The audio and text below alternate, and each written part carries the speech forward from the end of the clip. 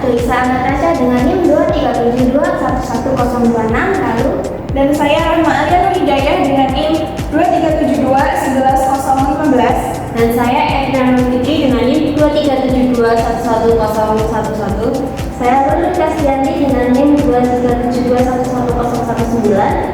Saya Mustika Ramadhani dengan NIM 237211001. Topik yang akan kita bahas di sini yaitu ada satu pendahuluan. Pendahuluan ini kita akan menjelaskan definisi dari metabolisme mineral. Lalu yang kedua ada proses dari metabolisme mineral sendiri, ada peran-perannya dari metabolisme itu. Lalu yang terakhir ada gangguan metabolisme mineral. Sebenarnya metabolisme mineral itu apa sih? Metabolisme mineral itu serangkaian proses biokimia dalam tubuh untuk menyerap, menggunakan, dan membuang mineral esensial bagi kesehatan dan fungsi tubuh kita. Selanjutnya kita ada peran metabolisme mineral. Di tubuh kita tersusun 4% mineral yang memiliki peran-peran tertentu. Pertama, ada kofaktor atau enzim atau aktivator enzim. Kofaktor sendiri adalah senyawa kimia non-protein yang berfungsi untuk aktivitas biologis protein. Lalu untuk aktivator enzim bertugas untuk meningkatkan kecepatan proses enzimatis. Yang kedua, ada pembentukan garam apoptotik pada tulang dan gigi. Contohnya fosfor, kalsium. Lalu yang ketiga ada komponen hormon. Yang keempat, komponen senyawa biologis aktif. Jadi di sini kita akan membahas tentang metabolisme dari kalsium sendiri. Nah, sebelum kita membahas tentang absorpsi dari kalsium itu sendiri, itu kita mempelajari tentang fungsi daripada kalsium. Nah, fungsi kalsium itu sebagai pembentukan dan juga pemeliharaan tulang dan gigi. Kenapa? Karena sebagian besar kalsium itu terdapat di dalam tulang sekitar 90-90%. Nah, kemudian dan berfungsi juga sebagai pembekuan darah saat terluka. Kenapa? Karena kalsium itu meningkatkan atau mengaktifkan faktor pembekuan dalam darah, seperti mengubah fibrinogen menjadi fibrin, sehingga membentuk jaring-jaring kuat untuk membekukan luka kita. Kemudian lokasi daripada kalsium ini terdapat di usus halus, terutama di duodenum, jejunum proxima, dan juga ileum. Nah, kemudian diangkut ke dalam sirkulasi darah. Nah, setelah kita masuk ke dalam sirkulasi darah, itu masuk ke dalam ginjal untuk difiltrasi. Nah, yang melewati itu akan masuk lagi ke sirkulasi darah, kemudian diabsorpsi ke tulang. Nah, yang tidak melewati, maka itu akan atau kelebihan itu akan dibuang dalam bentuk urin ataupun feses. Kemudian transportasi aktif. Nah, transportasi aktif itu terjadi di duodenum dan jejunum proksimal, yakni melibatkan protein pengikat atau yang disebut dengan kalbinin. Kemudian membutuhkan energi ATP. Nah, kenapa kok membutuhkan? Itu akan kita bahas di slide selanjutnya. Kemudian transportasi pasif itu terjadi di ileum, jejunum ataupun ileum. Nah, itu terjadi di antara sel, bukan di dalam selnya. Jadi sel itu di antaranya. Kemudian, nah kelebihan tadi diekskresikan melalui urin dan feses. Kemudian sumbernya ada di mana? Di dairy produk seperti susu, yogurt ataupun cheese. Kemudian bisa didapatkan juga dari suplemen. Oke, next. Nah, kalsium yang makanan yang saat kita cerna itu masuk ke dalam lumen atau lumen usus, itu berbentuk ion Ca2+. Nah, kemudian transportasi aktif itu di mana sih? Transportasi aktif itu terjadi di sini nih. Nah, kalau pasifnya itu terjadi di antara sel ini. Nah, kemudian ion Ca2+ itu nggak bisa nih masuk ke dalam sel enterosit. Itu harus dengan kalbinin atau protein pengikatnya. Nah, kalbinin ini itu disintesis dari kalsitriol atau bentuk aktif dari vitamin D, yaitu berasal dari sinar matahari. Nah, kemudian kan ion Ca2+ ini kan masuk nih ke dalam beras border membran dengan protein pengikatnya.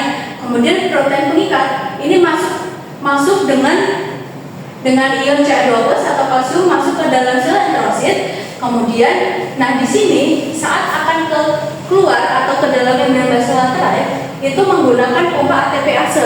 Karena apa? Karena sel enterosit ini kan konsentrasinya rendah, sedangkan blood atau sirkulasi darah itu kan konsentrasi tinggi, sehingga menggunakan pompa ATPase untuk memanaskan ion. Jadi ionnya bisa keluar. Nah, itu kan membutuhkan energi. Makanya kenapa transportasi aktif itu membutuhkan energi.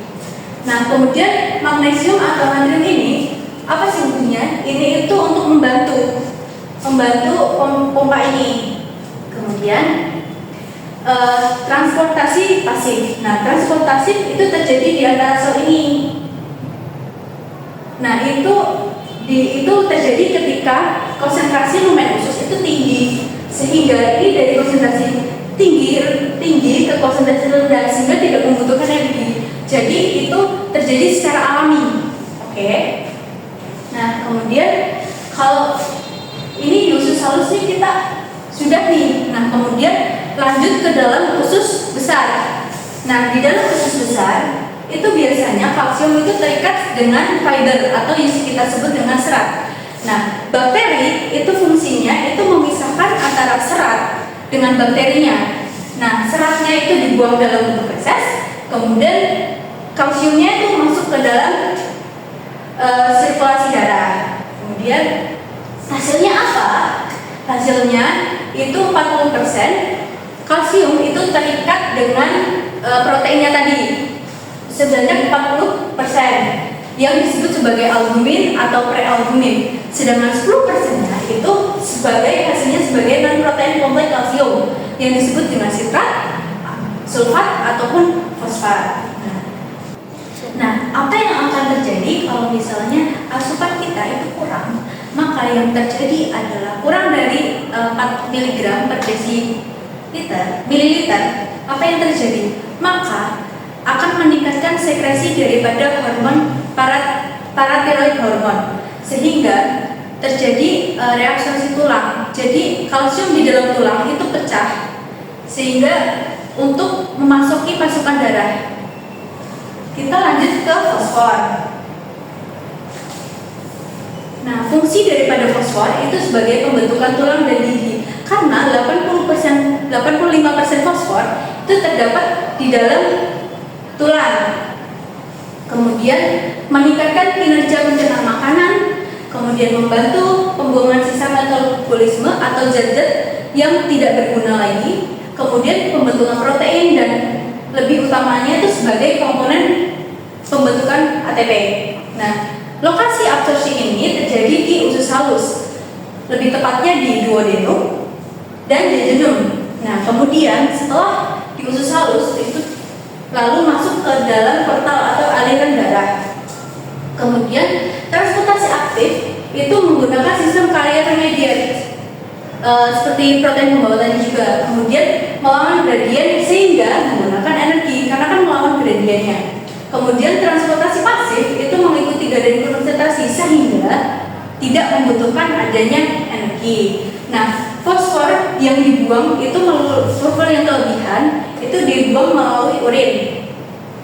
Kemudian sumber daripada fosfor itu kita dapatkan dari daging, unggas, ikan, telur, susu, atau kacang-kacangan dan lain sebagainya. Kemudian kita bahas absorpsi fosfor atau penyerapan fosfor.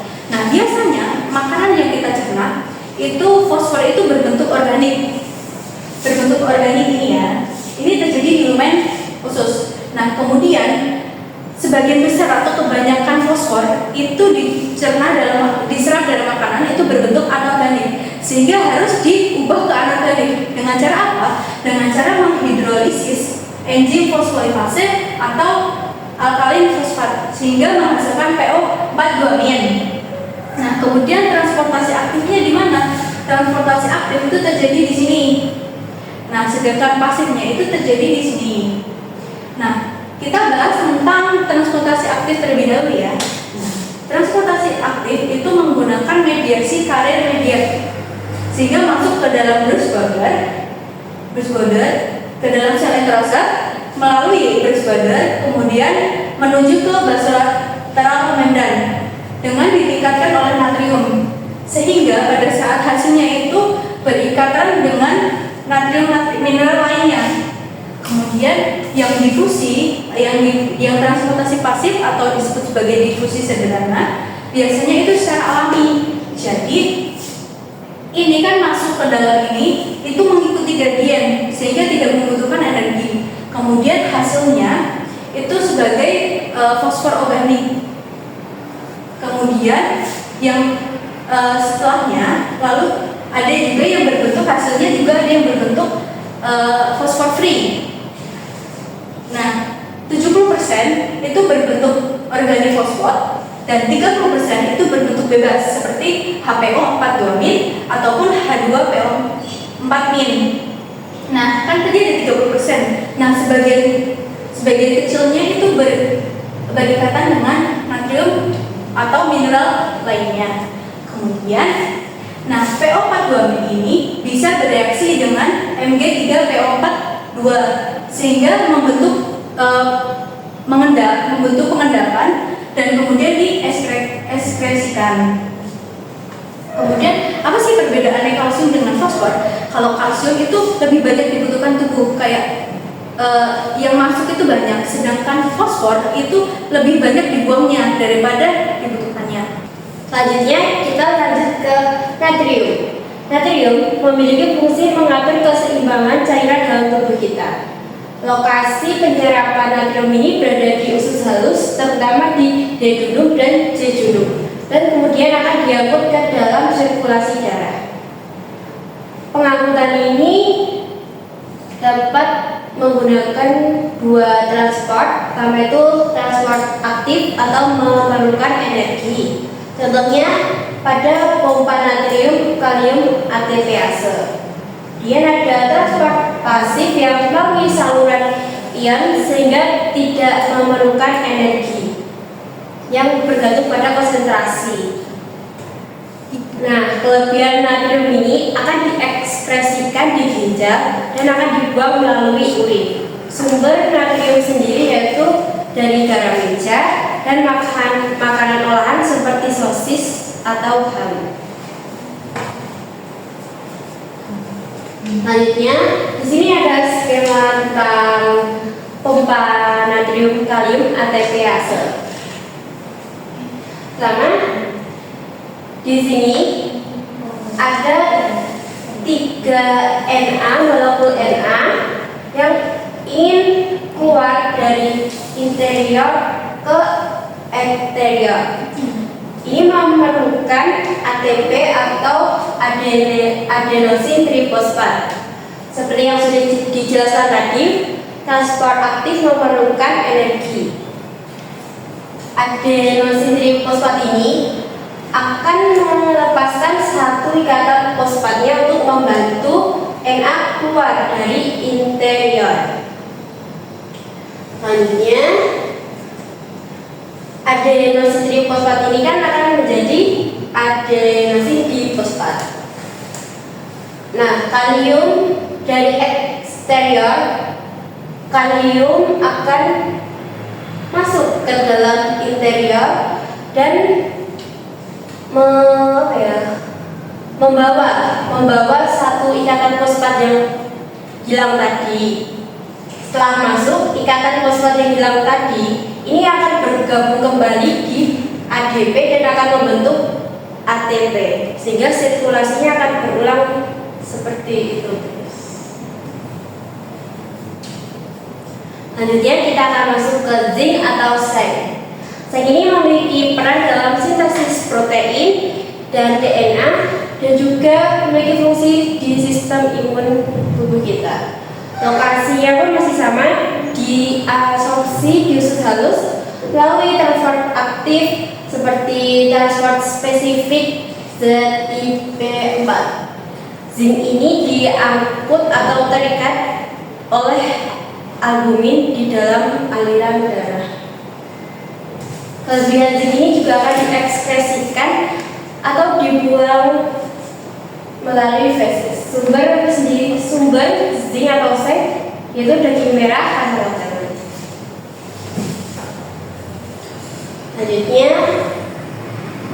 metabolisme zinc itu sendiri? Pertama ada dietary zinc, atau yaitu sumber seng atau zinc yang masuk ke dalam tubuh kita yang berasal dari makanan. Setelah masuk ke dalam tubuh kita, zinc akan terangkut atau diikat oleh albumin di dalam aliran darah kita. Selanjutnya, kan ini masih sama ya, zinc atau sengnya terikat oleh albumin di dalam darah. Kemudian ada liver metallothioneins. Ini itu yaitu zinc yang tersimpan di dalam hati kita, tapi dalam bentuk metallothioneins. Dan ada pankreas. Dalam pankreas ini, pankreas menghasilkan enzim yang mengandung seng. Kemudian zinc atau seng sendiri memiliki fungsi membantu proses biokimia di dalam tubuh kita. Setelah itu kan tadi ada kelebihan zinc ya. Kelebihan zinc sendiri akan diekskresi dan dibuang melalui feses. Oke, selanjutnya adalah iron atau zat besi. Fungsi dari zat besi sendiri ini memiliki peran penting ya dalam menggantikan bagian dari molekul hemoglobin yang mengikat hormon oksigen serta berperan dalam metabolisme energi. Lokasinya sendiri zat besi itu diserap di dalam usus halus, terutama di duodenum dan bagian pertama dari jejunum. Penyerapan zat besi dibantu oleh protein transferin. Oke, kelebihan apabila iron atau zat besi tersebut berlebih di dalam tubuh, iron akan disimpan di dalam hati, dan juga sebagian kecilnya itu dikeluarkan berapa miligram gitu, berapa ya, kecil pokoknya. Nah, sumber dari zat besi tersebut ada dua ya. Yang pertama zat besi Hem, dan yang pertama zat besi Hem, dan yang kedua non Hem. Hem sendiri adalah hewani, sedangkan non Hem itu nabati. Zat besi Hem dan juga non Hem. Zat besi Hem itu lebih mudah terserap ke dalam tubuh karena sudah menjadi Fe2+, sedangkan non Hem itu harus direduksi terlebih dahulu menjadi Fe2+. Jadi misalkan ya zat besi non Hem itu kan Fe3+ harus direduksi terlebih dahulu menjadi Fe2+ dengan menggunakan bantuan enzim dislipid. Nah, waktu Fe2+ ini masuk ke dalam sel enterosit, dia dibantu oleh DFP1 dengan mana DFP1 ini akan membawa satu molekul yaitu H positif. Dia masuk ke dalam sel enterosit, Fe2+ sudah masuk ke dalam sel enterosit. Fe2+ ini jika bisa menjadi toksik apabila tidak dikomplekskan lagi. Jadi setelah Fe3+ direduksi menjadi Fe2+, harus masuk ke dalam sel enterosit dengan bantuan ini lagi. Fe2+ harus diubah kembali menjadi Fe3+ agar tidak terjadi toksisitas. Nah, caranya bagaimana? Caranya Fe2+ akan masuk ke aliran darah ya melalui ferropotin. Nah, waktu menjadi Fe3+ ini dibantu oleh heparin, lalu menjadi Fe3+ yang kemudian dapat menjadi Fe2 Fe transferin. Nah, dari Fe transferin ini akan masuk ke dalam sel-sel yang dibutuhkan. Oke, kalau misalkan berlebih, apa yang akan disimpan kemana? Misalkan berlebih, kita dari ini ya Fe2+ akan diubah menjadi ferritin dengan bantuan amphoferritin, di mana ini nanti akan disimpan di dalam hati. Selain ferritin juga ada hemosiderin, juga itu adalah hasil dari ferritin yang juga disimpan di dalam hati seperti itu.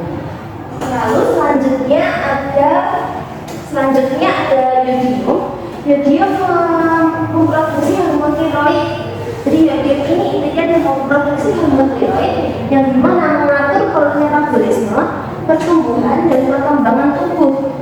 Sehingga kekurangan yodium dapat menyebabkan gangguan tiroid seperti mungkin gondrong ataupun penyakit tiroid yang lainnya. Terus untuk lokasinya berada diserap di usus dan lambung. Awalnya yodium ini akan diubah menjadi iodida, masuk ke aliran tubuh, lalu akan diproduksi menjadi kelenjar tiroid seperti itu. Apabila kelebihan, dia akan dikeluarkan melalui urin ataupun feses. Terus sumber makanannya yang asin-asin ya laut, telur, makanan laut maksudku, telur, susu dan lain sebagainya. Bagaimana yodium tersebut dapat berubah menjadi kelenjar tiroid? Seperti yang di awal tadi, yodium ini dia akan berubah dulu menjadi iodida, lalu masuk ke pariprobot atau aliran darah. Lalu dari iodida ini akan transport diuptake ke dalam tiroid epitel, ke dalam tiroid epitel. Terus di dalam sini nanti bakal berikatan dengan tirosin, lalu menghasilkan MIT dan DIT. MIT dan DIT itu apa? MIT merupakan monoiodotyrosine, sedangkan DIT adalah diiodotyrosine. Nah, MIT dan DIT tersebut akan berikatan satu sama lain bergabung menjadi T3 dan T4, di mana mono merupakan satu, D merupakan 2, 1 tambah 2 sama dengan 3, T3, DIT dan DIT 2 tambah 2 sama dengan 4. Lalu selanjutnya T3 dan T4 akan berikatan dengan tiroglobulin, di mana tiroglobulin tersebut merupakan berasal dari retikulum endoplasma. Jadi dia berasal langsung dari dalam tubuh sudah non esensial, sedangkan yang iodium ini harus harus dimakan dari luar tubuh gitu, yang esensial gitu. Jadi tadi T3 dan T4 itu berikatan dengan tiroglobulin, lalu disimpan dalam tiroid follicle, disimpan dan akan dikeluarkan sewaktu-waktu ketika membutuhkan. Nah, T3 dan T4 ini akan terjadi reaksi timbal balik, di mana T3 yang dibutuhkan akan keluar dan sisanya itu bakal berulang kembali untuk dibutuhkan kembali di dalam tubuh, seperti itulah. Nah, ini ada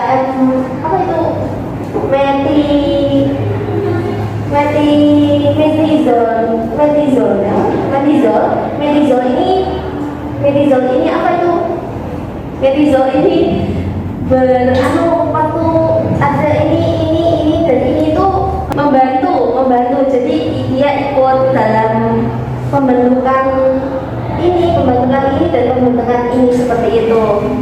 Selanjutnya, saya akan membahas mengenai gangguan metabolisme mineral. Jadi, gangguan metabolisme mineral itu adalah kondisi di mana tubuh tidak dapat mempertahankan keseimbangan mineral, kayak gitu. Jadi, bisa jadi kadar mineralnya lebih tinggi atau lebih rendah dari seharusnya. Penyebab dari gangguan metabolisme mineral sendiri dapat disebabkan oleh mutasi gen yang diwariskan secara turun-temurun dari generasi ke generasi di dalam keluarga. Bisa juga disebabkan di sini karena interaksi antara genotip yang rentan dan juga faktor lingkungan yang memprovokasi. Contohnya di sini ada gangguan ginjal dan faktor lingkungannya itu adalah faktor makanan.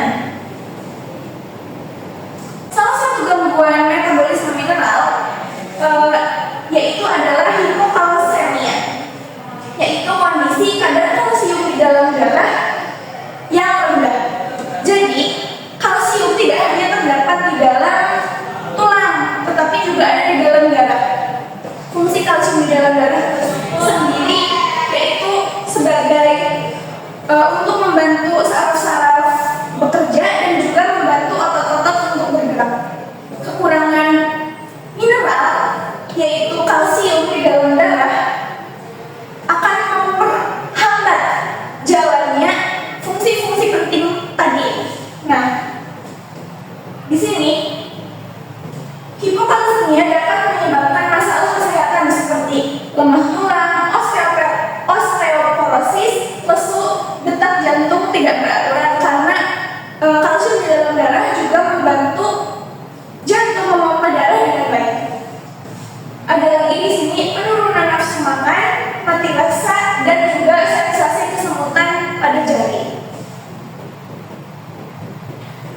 Jadi cukup sekian presentasi dari kami kelompok 5 mengenai metabolisme mineral